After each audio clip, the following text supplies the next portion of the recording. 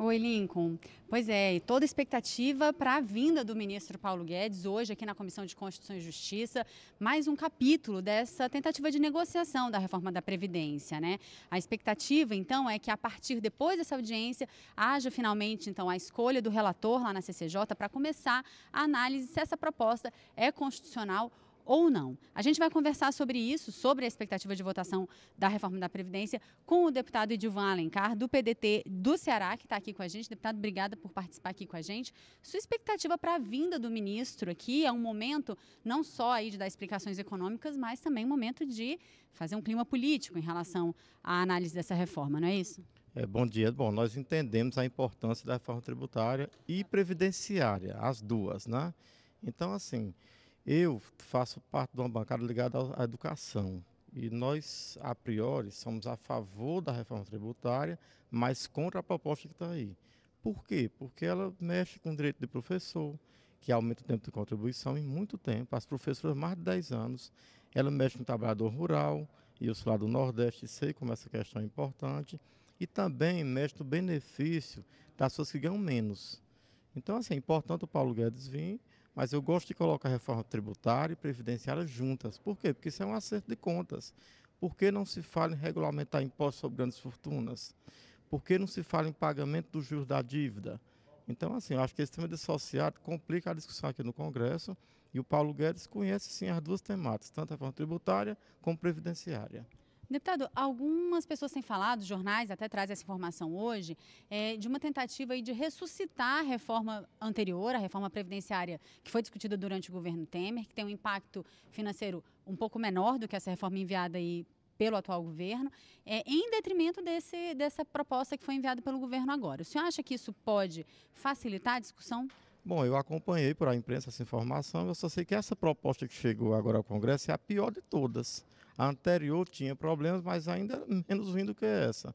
Mas eu acho que deve-se construir uma proposta junto com o Congresso que olhe o direito de trabalhador, de professor, trabalhador rural, e uma reforma que venha combater privilégios. E foi isso o grande discurso, né? O Brasil quer reforma previdenciária que combata privilégio, não que mexa exatamente em quem ganha menos. Então, essa proposta anterior pode ganhar tempo, mas é preciso debater amplamente com o Congresso e com a sociedade. Vamos falar um pouquinho de plenário também, porque existe essa expectativa aí de conclusão da votação no plenário desse projeto que já teve texto principal aprovado na semana passada e que trata da liberação do capital estrangeiro nas companhias aéreas nacionais. Tem outros projetos na pauta também, a gente vai ver na matéria da Dini Moraes. Entre os pontos que podem ser alterados está justamente se estrangeiros devem ou não ter limite de propriedade de companhias aéreas com sede aqui no Brasil. Hoje só podem ter 20% das ações com direito a voto. Essa proposta ainda muda diversas regras do setor turístico, trazendo novos limites de atuação para quem trabalha nesse mercado. Nesta parte do projeto está outro ponto que também deve ser votado separadamente: a redução do número mínimo de quartos adaptados a pessoas com deficiência nos hotéis e pousadas. Passado esse assunto, o plenário pode começar a debater outro projeto também polêmico, o que estabelece uma nova legislação para contratações e compras do setor público. As licitações são basicamente as compras públicas. O que é isso? É a principal interface, uma das principais interfaces do governo com a sociedade. É muito dinheiro que é gasto em compra pública e por isso a gente precisa fazer com que a compra pública seja boa. Esse projeto traz 3 grandes avanços. Ele combate de fato a corrupção, ele dá diretrizes mais claras para combater a corrupção.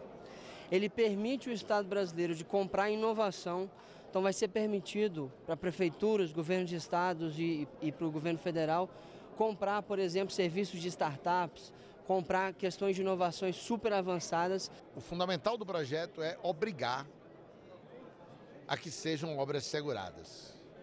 O segundo ponto é impor ao poder público os procedimentos de licenciamento ambiental. Hoje são as empresas vencedoras que apresentam ao poder público os estudos de impacto ambiental e os relatórios de impacto ambiental. O projeto diz que é o poder público que vai ter que fazer esses estudos, quer dizer, onera o poder público. A pauta oficial do plenário da Câmara traz ainda projetos como o que aumenta a licença maternidade para casos em que bebês ficam internados depois de nascer e outro que permite o divórcio imediatamente para casos de violência doméstica.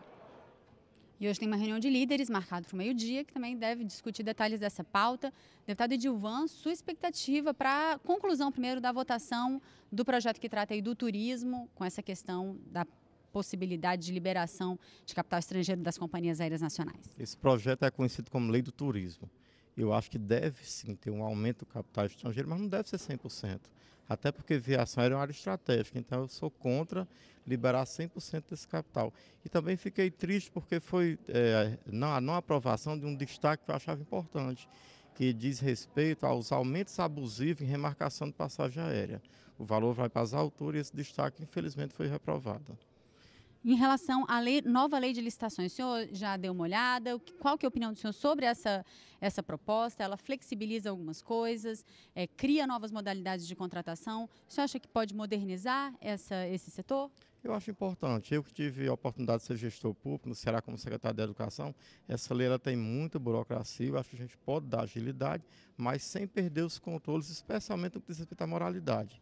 É importante se comprar bem, com eficiência, mas aí que seja um bom uso do dinheiro público em relação à moralidade dos gestores, inclusive. Daqui a pouquinho tem uma sessão solene que diz respeito também a essa questão dos professores, piso salarial.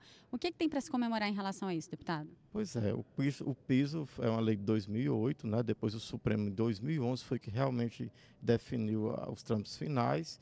Nós temos sim o que celebrar, porque isso é um avanço, mas a situação não é boa para o professor no Brasil.